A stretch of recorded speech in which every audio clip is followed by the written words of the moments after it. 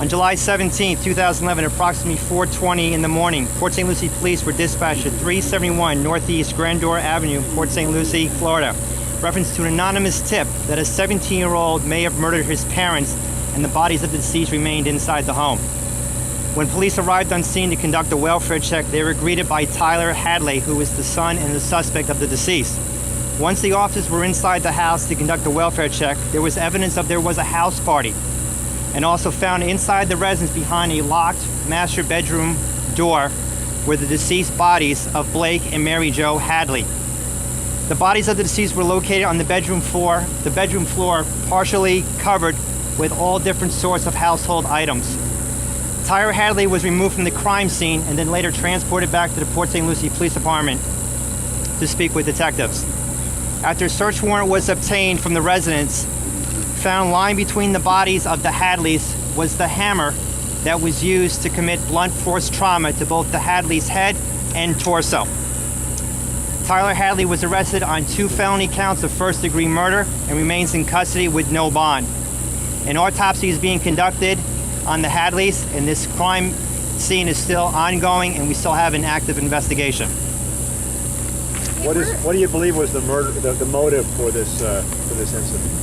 When Tyler Hadley came back to the police department, he did not speak with detectives, nor did he make any incriminating statements. So as far as the motive, there is no idea what the motive was. Is it believed the parents were murdered before this party started? Yes, we believe that the murder did and was committed before the party. And we're hearing it's just from people who have come by, they say it's because he wasn't allowed to have a party. Is that something you've heard? There was nothing that was led to me to believe that, so I don't know if that's fact or not. The household items that were covering the bodies, what were those things? Books, files, towels, anything that he could find inside the home to cover the body. Can you tell us what you believe this scenario to be in terms of how the incident went down? Well, we believe that the homicide was committed right outside the door of the master bedroom.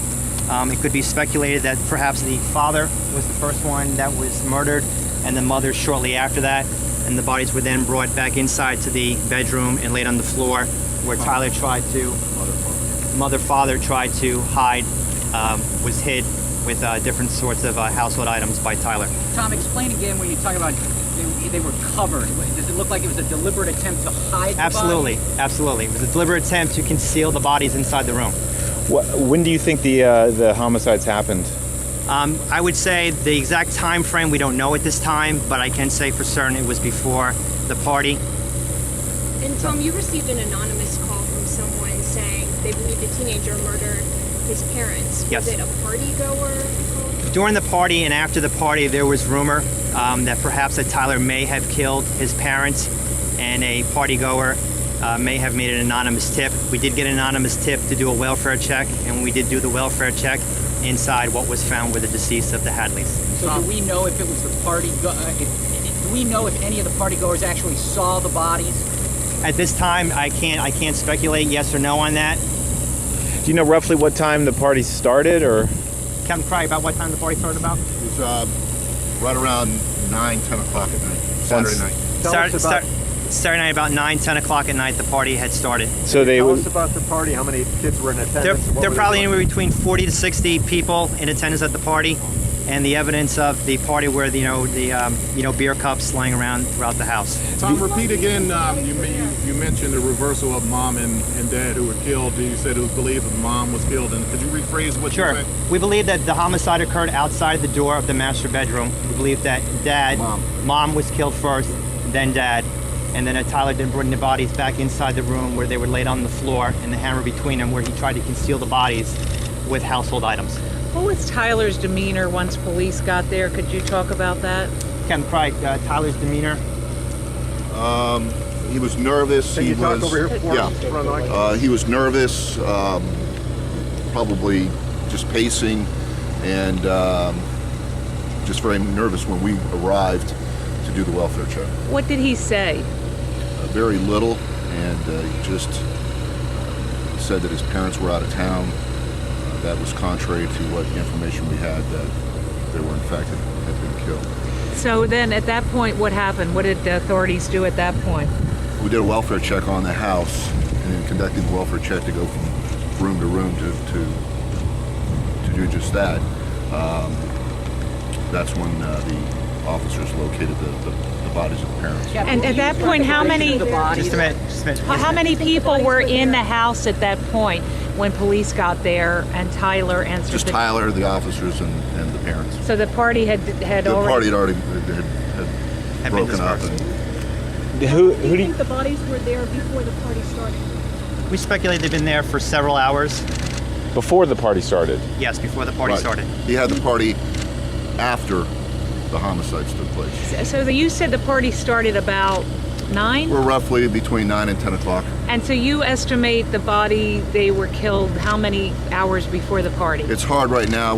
The medical examiner still has to complete the autopsies, and I don't want to narrow it into a specific time frame, but it was several hours before. Sometimes Saturday, early evening, afternoon, something like that. Something like that. Could you talk anything about what led up to this? Had he had conflict with his parents, or what do you know about, or his mental state? Was he on any medication? Well, right now, that's part of our ongoing investigation, and I don't want to speculate on that, about even the dynamics of the house and their relationship with his parents. However, that's certainly something we want to dive into a little bit more and get a better understanding of what actually takes place in the house. Who else lived there besides the parents and Tyler, presumably? And Tyler, he had an older brother that moved out a couple months ago. Where did he go to school around here? He's formerly a St. Lucie West Centennial student in Port St. Lucie.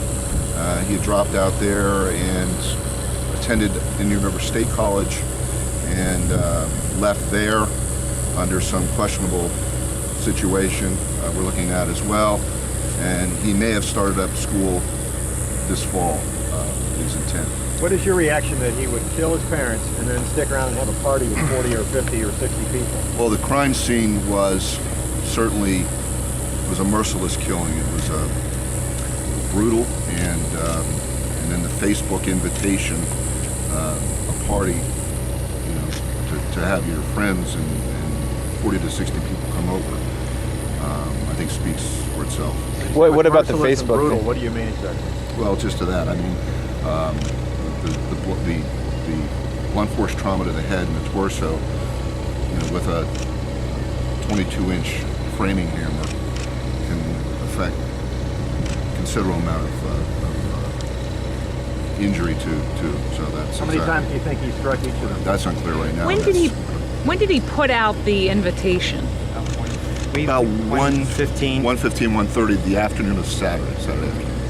Do you think that's what? Do you think Yes, he put that put out out? the invitation before the homicides occurred.